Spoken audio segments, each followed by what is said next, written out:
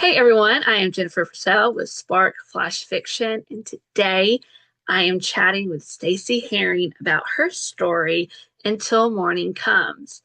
Stacey Herring is a budding suspense fiction author. Since eighth grade, she has been a published poet, and in high school had an editorial entry in the Stars and Stripes Pacific newspaper. Her first novel, Believe, was published in 2013 by Tate Publishing and received five-star reviews on Amazon. A member of Word Weavers International for several years, Stacey has always invested in fellow authors. She has been hired on several occasions to edit. Her novel Fire is under contract with Elk Lake Publishing and is pending release in 2026. As a military brat and then active duty Navy herself, Stacey has traveled and lived all over the globe. Because of this, she has a soft spot in her heart for the active duty military veterans and their families. Upon discharge from active duty, she earned 2 degrees in psychology to include a master's in professional counseling from Liberty University. Currently, Stacey specializes in combat and military sexual trauma as well as grief. Following the tragic deaths of two husbands, she began a grief ministry at her local church. After moving every 3 years or so for most of her life, she still looks forward to experiencing new places. All right, Stacey, I'm going to start with my favorite question. What was the inspiration behind Until Morning Comes? You know, I'd have to say my day job because when when I tried writing Hallmark like story, I I was beating my brains out. I was like, "Oh my goodness, how can I write this?" And I'm like, "Okay, well, let me write what I know." I said, "You know what? Romance can happen on the battlefield. That's fine." And so the more I started to write that, the better the story was turning out. Well, and you know what? I have to say, I was really impressed because I was not expecting this. And it was like a really good surprise when I started reading it. And I was like, oh, this is kind of out of the box. I like this. I thought it was really good. So I'm curious, how did your military experience play into what the characters are experiencing in your story? Well, a lot of trauma and such happens in the battlefield and outside. And when I was discharged from the Navy, I had anxiety disorder really bad, as panic attacks all the time. So tension and fear were kind of in the forefront of my mind. And I said, Lord, how in the world can I use this for any good? And so I started writing stories using my fears. And then, of course, I hear combat all day, every day for the last 8 years. So a lot of that comes from work too and personal experience. Yeah. So I'm curious. I know in your bio it says you write a lot of suspense, but do Yes. you find yourself reading outside of suspense or do you usually stick with that genre? You know, if the story draws me in, I'll read just about anything. Mhm. If it's romance, if it's suspense, if it's fantasy, if the storyline is really well done and the dialogue keeps the story going, I'll read most anything. Do you ever find yourself taking out of a story if you don't understand a character's motivations? Because I know myself as a writer, I have a very hard time getting into the head of my characters. So do you often find that difficult for yourself as well? I usually spend a good deal of time fleshing out my characters. I want to know their gizzard, so to speak. And so then when I start writing them, it makes more sense. Okay, well, this person had this happen, so they would act like this. Okay, this person's bitter. Let me write him that way or her this way. And yeah.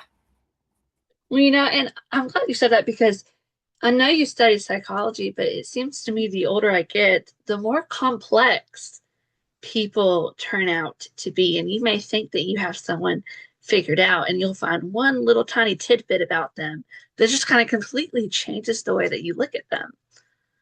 Absolutely. Absolutely. I get that all the time. Like I people I know, people that come to see me, somebody will say something new. I'm like, well, that would have been useful. Yeah, totally. Okay, so let's get to some light. Let's get to some light and fluffy stuff for a second. Because I Okay. know a lot of people, they'll say what they want about romance, but sometimes it's nice to have a little light. So tell me, what kind of romance tropes do you like when you were reading? Like, what are some things that, make you feel a little warm and fuzzy inside? I love me a wounded hero. I Mm. do. I love me a wounded hero and the redemptive arc.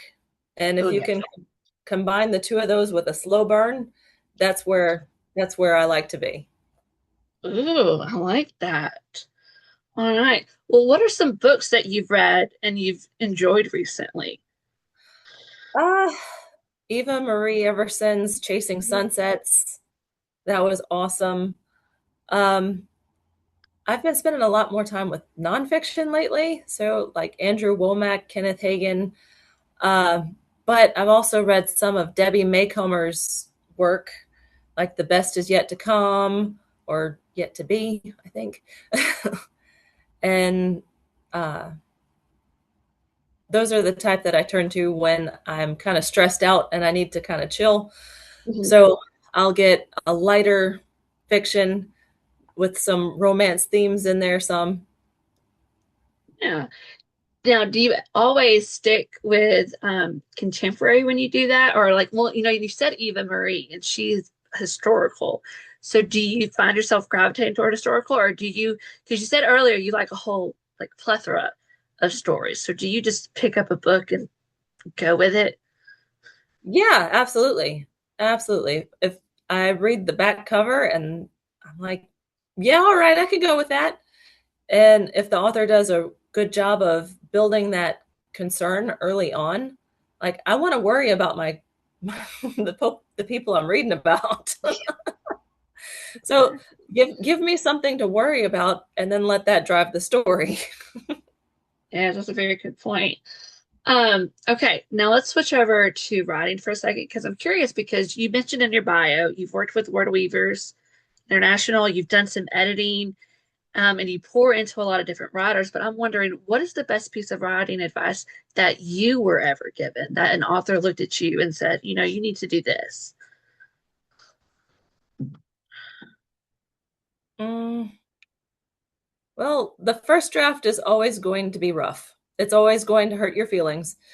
And and that's okay. So stay with it and turn that unruly first draft playground bully into the model student. Stay with it and don't give up.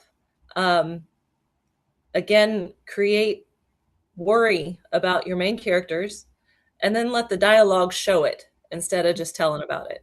Those Ooh, are probably the best pieces of advice I've gotten. I love that. Now, you mentioned that you usually try to flesh your characters out before you write. So, are you a plotter? Do you try to plot everything out before you sit down and write? You know, okay, I am kind of a mixed bag. Mhm.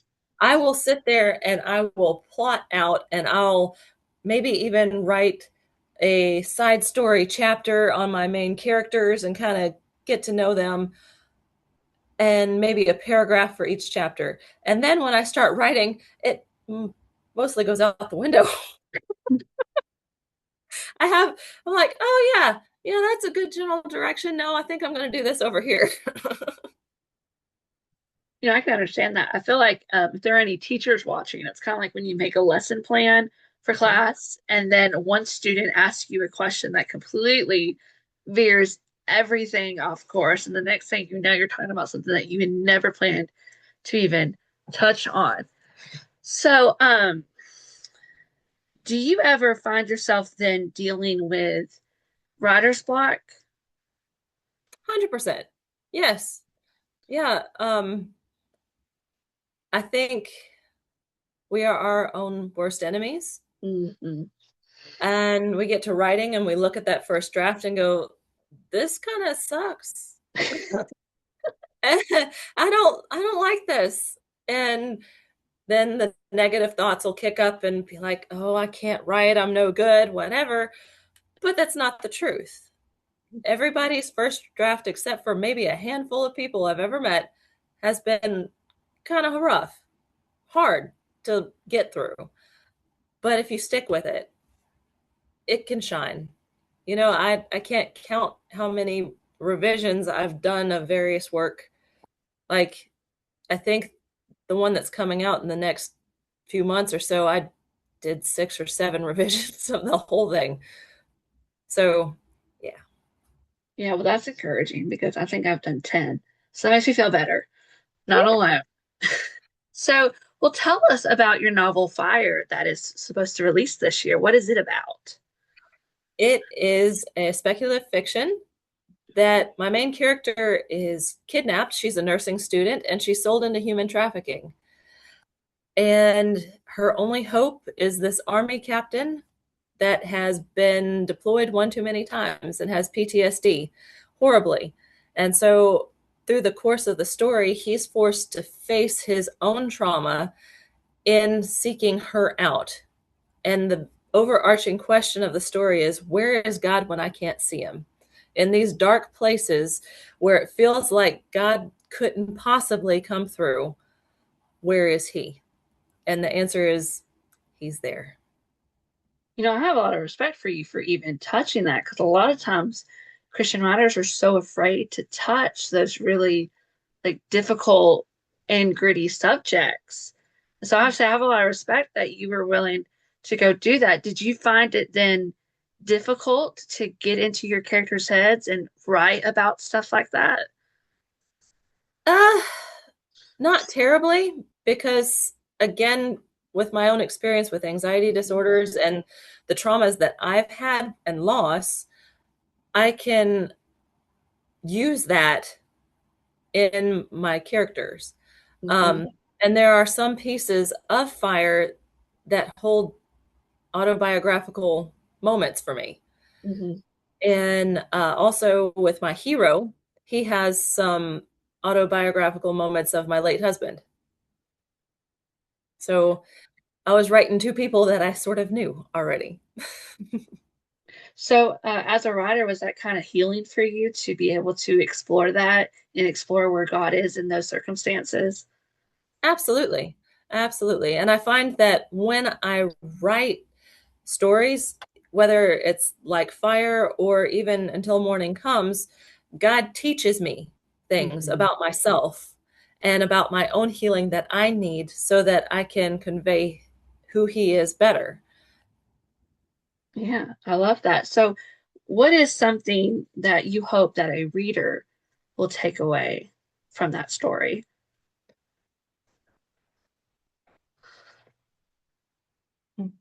Isaiah 45:3. I will give you the treasures of darkness, riches in the secret places, that you may know that I, the Lord God of Israel, have called you by name. I love that. I love that. All right. Now, real quick before we leave, because we're starting to run out of time, um, where can we find that when it releases? It should be at any major book distributor, Yeah. Amazon for sure. And I'll know more as we get closer to that release date. All right. Good deal. Where is a good place for readers to connect with you so that can find out all those updates? Facebook. Facebook Facebook. is the best place. Stacy Herring. All right, good deal. And I'll make sure y'all to put that link in the description so you can go find it and you can go read her story if you have not read it yet. So one last fun question to end off. You said in your bio you've moved a lot of different places, and as a Southern girl who has never really made it past the East Coast, I'm curious, what is your favorite place that you have ever been to? I know it's like picking a favorite child, isn't Oh, a little bit. it? Oh, goodness. I loved living in Okinawa. Okinawa was wonderful. The people in Japan are just so sweet. And I also loved visiting Ireland when I lived in Germany. We went to Ireland for Thanksgiving one year. That was so great. And Rome. I did Rome at Christmas one year, and that was just awesome. That is amazing. Oh, that's so cool. All right. I'm trying not to be jealous. Okay. Thank you so much, Stacey, for joining me today. And thank you, everyone who's watching. Like I said, I'll put the description to her story in the link. If you haven't read it yet, be sure that you go read it. Until Morning Comes and all the other stories in this issue are free to read at any time. And I'll also put the link to her Facebook so that you can go and follow her. I hope everyone has a great evening. And as always, never stop reading.